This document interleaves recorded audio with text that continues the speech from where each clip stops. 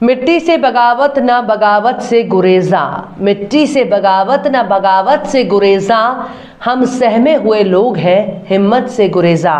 सलाम, नमस्ते, सत श्री अकाल। मैं हूं आपके साथ हर्षिता मिश्रा और आप देख रहे हैं times mail. Bharatiya Janata party और उनके नेता यूपी में खूब उछल कूद मचाते हैं, मध्य प्रदेश में भी जमकर उत्पात मचाते हैं और किसानों के खिलाफ अपनी हिम्मत भी दिखाते हैं। लेकिन मजाल है जो पंजाब और हरियाणा में कोई भी भाजपा का सांसद और विधायक किसानों के खिलाफ कुछ भी बोल सके। बीजेपी के नेता और मंत्री की बात छोड़ दीजिए, खुद हरियाणा के मुख्यमंत्री मनोहर लाल खट्टर की भी इतनी हिम्मत नहीं कि वो अपने ही राज्य में कोई प्रोग्राम कर सके। किसानों के विरोध के सामने खट्टर का हेलीकॉप्टर आसमान में चक्कर काटता रहता है लेकिन जमीन पर नहीं उतरता, क्योंकि हरियाणा में किसानों ने अपनी लठ में सरसों का तेल लगाकर रखा है। इसलिए कोई भी भाजपाई, यहां तक एक कार्यकर्ता भी किसानों का सामना करने से कोसों दूर भागता है, सिर्फ ये सोचकर कि किसानों के लठ से सुताई होने के बाद ना तो भाजपाई ठीक से लेटने लायक रह जाएंगे और ना ही कायदे से बैठ पाएंगे। पूरे हरियाणा में इस बात का शोर है कि अगर कोई भाजपा का नेता किसानों के हत्थे चढ़ गया तो फिर किसान अपने लठ से ऐसे ऐसे जगहों पर क्रांति लिख रहे हैं जिनका हाल केवल डॉक्टर को बताया जा सकता है या फिर अपनी बेगम साहिबा को।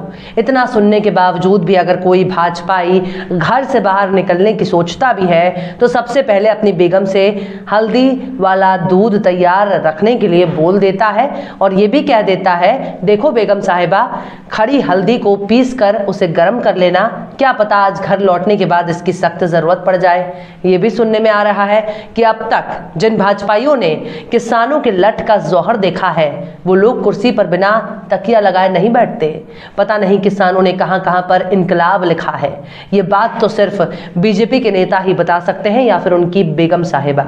लेकिन ऐसे ही चक्कर में एक सांसद अपने पूरे दल बल के साथ हरियाणा में अपने घर से बाहर निकल गए। कई समर्थकों ने उनको समझाया भी था, नेताजी ये यूपी और एमपी नहीं है जहां आप कुछ भी कर सके, बल्कि ये हरियाणा है जहां कुछ भी करने का हक फिलहाल किसानों के पास है। हमारी बात मानिए और घर से बाहर मत निकलिए। लेकिन नेताजी ठहरे मोदी जी के कट्टर वाले भक्त, उन्होंने भी बड़ी शान से कह दिया, चाहे अब कुर्सी पर तकिया लगाकर बैठना पड़े या फिर हल्दी वाला दूध पीने की नौबत आ जाए, हम किसी भी कीमत पर पीछे हटने वाले नहीं हैं। लेकिन इसके बाद नेताजी के साथ बहुत बुरा हुआ। नेताजी को किसानों के आगे हिम्मत दिखाना महंगा पड़ गया। किसानों से जान बचाकर नेताजी को भगवान के चरणों में गिरना पड़ा और फिर किसानों के सामने कैमरे के पीछे कई बार कान पकड़कर उठक बैठक भी करना पड़ा।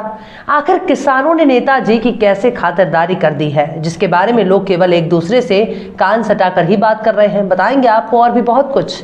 लेकिन आप अगर हमारे चैनल पर नए हैं और पहली बार हमारी वीडियो को देख रहे हैं तो आप हमारे चैनल टाइम्स मेल को सब्सक्राइब कर लें, वीडियो को लाइक कर दें और बेल आइकन का नोटिफिकेशन बटन भी आप प्रेस कर दें ताकि बिना देरी हमारी हर खबर आपको मिलती रहे। लौटते हैं आप खबर की तरफ। किसानों के आंदोलन को अब कुछ ही दिनों में 1 साल होने वाले हैं। 11 महीने से भी ज्यादा का वक्त दिल्ली की सीमाओं पर गुजार चुके किसानों का मिजाज अब अपने पूरे शबाब पर है।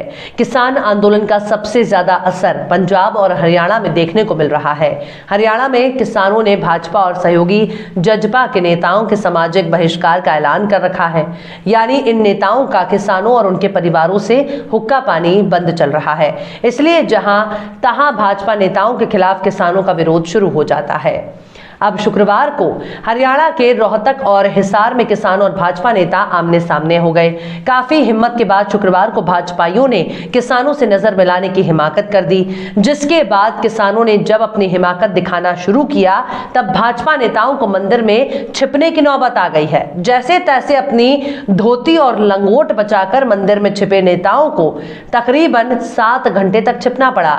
जो भाजपाई मंदिर में नहीं छिप सके उन नेताओं को किसानों के लठ का जौहर देखने को मिला, जिसके बाद नेताओं को तौबा तौबा करना पड़ा। वहीं हिसार में किसानों ने भाजपा सांसद रामचंद्र जांगड़ा की कार का कचूमर निकाल दिया। अच्छी भली चमचमाती कार को कबाड़ में तब्दील कर दिया। दरअसल शुक्रवार को गोवर्धन पूजा के अवसर पर प्रधानमंत्री नरेंद्र मोदी केदारनाथ धाम पहुंचे थे। भाजपा ने उनके केदारनाथ धाम की यात्रा का सीधा प्रसारण दिखाने का कार्यक्रम बनाया था। इसके लिए देश के कई शिव मंदिरों को चुना गया था। हरियाणा के रोहतक के किलोई गांव के शिव मंदिर में भी इस कार्यक्रम का आयोजन किया गया था। इसके लिए हरियाणा भाजपा के उपाध्यक्ष मनीष ग्रोवर समेत कई भाजपा नेता सुबह सुबह ही मंदिर पहुंच चुके थे। किसानों के विरोध प्रदर्शन को देखते हुए भारी पुलिस फोर्स भी तैनात कर दी गई। लेकिन जैसे ही भाजपा नेताओं के आने की खबर किसानों तक पहुंची, वैसे ही किसानों ने अपनी लाठी में तेल लगाकर मौके पर पहुंच गए। इसके बाद क्या नेता और क्या कार्यकर्ता, जिस खाने वाले सरसों के तेल ने रसोई में आग लगा रखी है, उसी तेल से चिकने लठ ने भाजपाई को जब लाल पीला करना शुरू किया, तब भाजपाई शिव जी के चरणों में गिर पड़े। जैसे तैसे प्रशासन किसानों के मान मनोबल की कोशिश, लेकिन किसान मानने को ही तैयार नहीं थे। प्रदर्शन करने वाले किसानों ने कहा, भाजपा नेताओं में इतनी हिम्मत कहां से आ गई जो हमारे होते हुए घर से बाहर कदम रख दिया। किसानों ने इस गलती के लिए भाजपा नेताओं को माफी मांगने के लिए कह दिया। इसके बाद जब भाजपा नेताओं ने मंदिर में ही दुबक कर बैठना ज्यादा बेहतर समझा, तब किसानों ने अपने ट्रैक्टर और ट्रॉलियों को मंदिर के रास्ते से खड़ा करके पूरी सड़क को ही घेर लिया।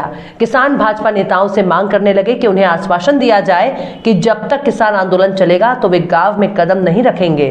किसानों के भारी विरोध प्रदर्शन को देखते हुए रोहतक के एसपी और डीसी दोनों मौके पर पहुंच गए। एसपी ने दोनों पक्षों के साथ बैठकर सुलह कराने की कोशिश की, लेकिन सुलह की हर कोशिश नाकाम रही।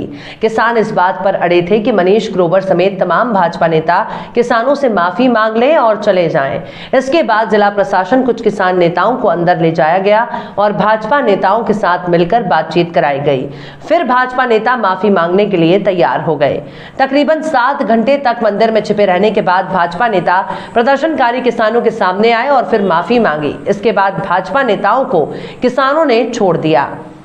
भाजपा नेता मनीष ग्रोवर के माफी मांगने का वीडियो सोशल मीडिया पर वायरल भी हो रहा है, जिसमें साफ देखा जा सकता है कि मनीष ग्रोवर हाथ जोड़कर किसानों से माफी मांग रहे हैं। इसके बाद एक ग्रामीण लोगों को सूचित करते हैं, कहते हैं कि हमने माफी मांग ली है। हालांकि किसानों से बाल बाल बचने के बाद मनीष ग्रोवर ने कहा उन्होंने माफी नहीं बल्कि लोगों को हाथ जोड़कर राम राम कहा। साथ ही उन्होंने कहा कि अगर फिर से मंदिर आने की जरूरत पड़ी तो वो जरूर मंदिर आएंगे। मनीष ग्रोवर ने इस बारे में एक बयान जारी करते हुए कहा कि हुड्डा खाप के कुछ लोग मेरे पास आए और उन्होंने मुझसे मंदिर की बालकनी में जाकर लोगों को राम राम करने के लिए कहा। इसके बाद मामला सुलझ गया। मैंने किसी से माफी नहीं मांगी और ना ही ये माफी मांगने वाली बात थी। वहीं रोहतक जिला प्रशासन ने भी कहा कि ये विवाद गलतफहमी के कारण हुआ था, जिसे सुलझा लिया गया है। वहीं दूसरी घटना हिसार के नारनांद कस्बे में हुई, जहां भाजपा से राज्यसभा सांसद रामचंद्र जांगड़ा एक धर्मशाला का शिलान्यास करने जा रहे थे। भाजपा सांसद के नारनांद में आने की जानकारी किसानों को लगी, जिसके बाद किसान वहां इकट्ठा हो गए और भाजपा नेता के खिलाफ नारेबाजी करने लगे। इस दौरान पुलिस ने प्रदर्शनकारियों को रोकने के लिए बैरिकेड्स लगाए हुए थे, लेकिन इसके बावजूद किसान कार्यक्रम स्थल पर पहुंच गए। इस दौरान कथित रूप से प्रदर्शनकारियों ने भाजपा सांसद की कार पर हमला कर दिया और उसकी विंड स्क्रीन तोड़ दी। भाजपा सांसद जांगड़ा उस वक्त कार में ही बैठे हुए थे और उन्होंने प्रदर्शनकारी किसानों पर गाड़ी तोड़ने का आरोप लगाया, लेकिन किसानों ने इस तरह की घटना से साफ इनकार किया और कहा कि भाजपा के लोगों ने ही किसानों पर हमला किया, जिसमें एक प्रदर्शनकारी किसान गंभीर रूप से घायल हो गए। स्थानीय किसान नेता रवि आजाद ने बताया कि किसान कुलदीप राणा को गंभीर चोटें आई हैं और उन्हें हिसार के एक अस्पताल में भर्ती कराया गया है। किसानों ने भाजपा सांसद जांगड़ा और उसके सहयोगियों के खिलाफ एफआईआर दर्ज करने और प्रदर्शन कर रहे किसानों के खिलाफ दर्ज प्राथमिकी को वापस लेने की मांग करने लगे। हालांकि पुलिस ने दावा किया है कि घायल किसान कुलदीप राणा को नाले में गिरने की वजह से चोट आई है। नारनौंद डीएसपी जुगल किशोर राम ने द इंडियन एक्सप्रेस को बताया कि पुलिस ने कोई लाठीचार्ज नहीं किया। एक गली के नाले में गिरने पर उन्हें चोट आई। हमने सांसद की कार की विंड स्क्रीन तोड़ने के आरोप में 2 किसानों को हिरासत में लिया।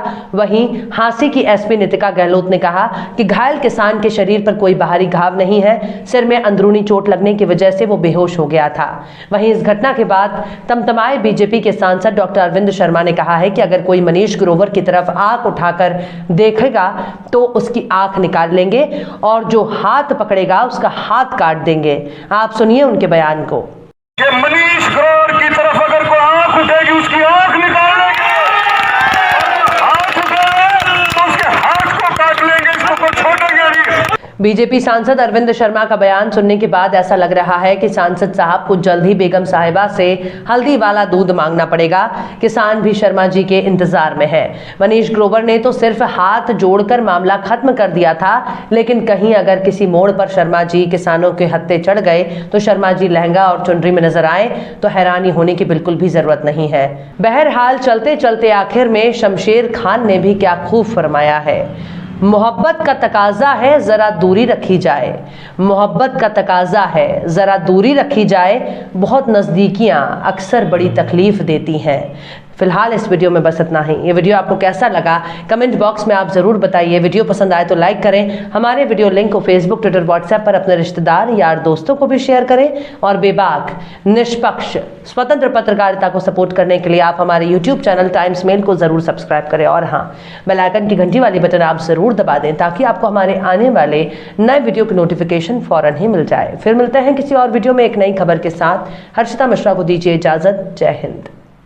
तो देख लिया आपने हमारे इस वीडियो को। हमें उम्मीद है कि आपने हमारे वीडियो को लाइक किया होगा और दूसरों को भी शेयर किया होगा। अगर अभी तक आपने हमारे चैनल टाइम्स मेल को सब्सक्राइब नहीं किया है तो जल्दी से सब्सक्राइब कर दें और बेल आइकन भी प्रेस कर दें।